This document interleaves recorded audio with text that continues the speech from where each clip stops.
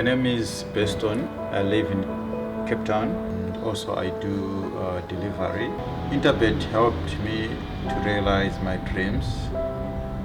Now I have my own delivery vehicle and I'm able to do the removal in and around Cape Town.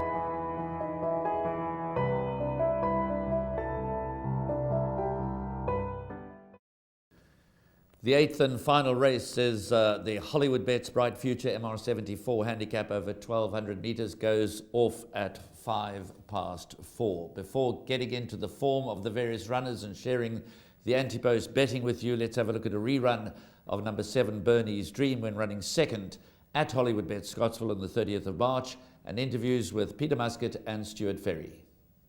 Bernie's Dream on the outside, Captain Who on the inside. Bernie's Dream's running around. Down the inside, Captain Who comes with a sweeping run. And Captain Who's going on strongly. Number 2, Captain Who draws away for a scintillating victory. Bernie's Dream second. Quant Masters in a photo with Go Man. Yeah, obviously I don't know too much about the horse.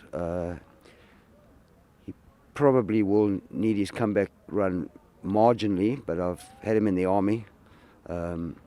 He shows very, very good work at home, and if he brings that work to the races on Sunday, he could be involved. Yeah, he got pretty badly hampered at about the trim, but I think he was getting, he was getting a bit tired, then he probably needed it a little. So he's coming in a bit of a fitter horse, and yeah, he's got ability at home, but he's got his little niggles.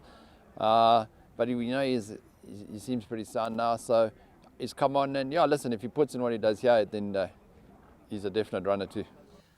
Interesting interviews from Peter Muscat and Stuart Ferry representing the Dennis Dryers stable. Peter Muscat, number 13, Procrastinator, first run for the stable, transferred up from the Highveld. Last ran and won on the 25th of January, so watch out for Procrastinator, has been priced up at 6-1 in the market. And then number 14, Bots, from the Dennis Dryers stable, only had the 3 starts, one second time out, beating the long timer and still struggling maiden in Darker, but was solidly backed Warren to win in his post-maiden race. Things didn't map out, things went awry.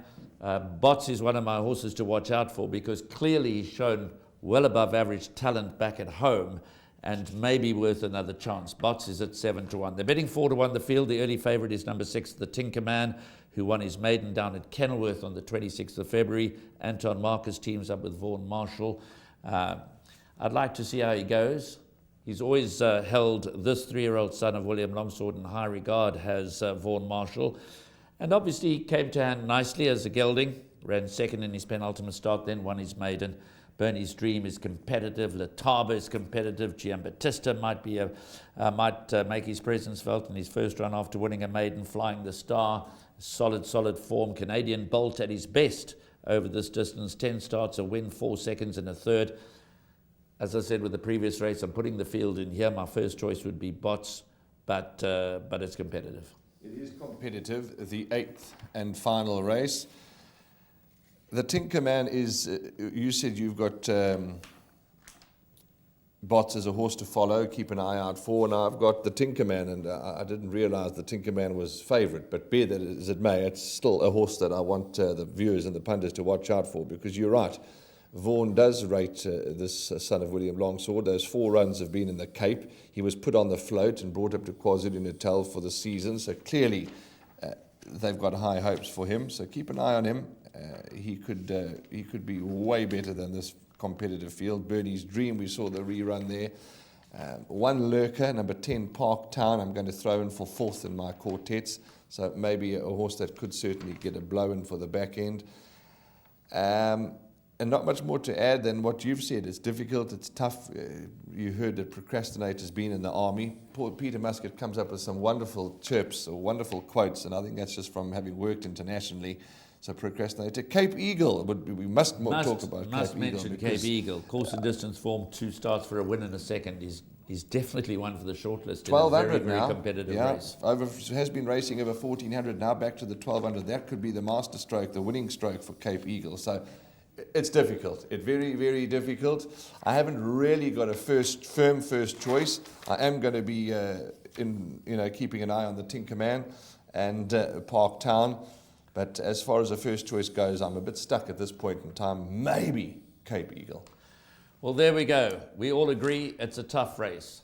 I shared earlier my PIC6 structure with you, 2 bankers, light in 2 legs, and the fields in races 7 and 8. Normally when I put the fields in, the favourite comes soldiering home, so that may happen again. The Tinkerman is the early favourite. So many with chances. Warren's in the camp of Cape Eagle.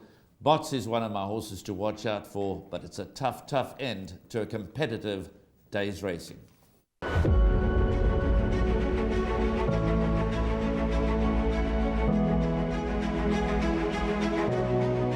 It's good fun. Days like these are great. You get the whole industry together, and to have, you know, companies and corporations like Interbet and Cape Racing who are so generous with sort of time and energy into making a day like this possible is it's fantastic for everyone.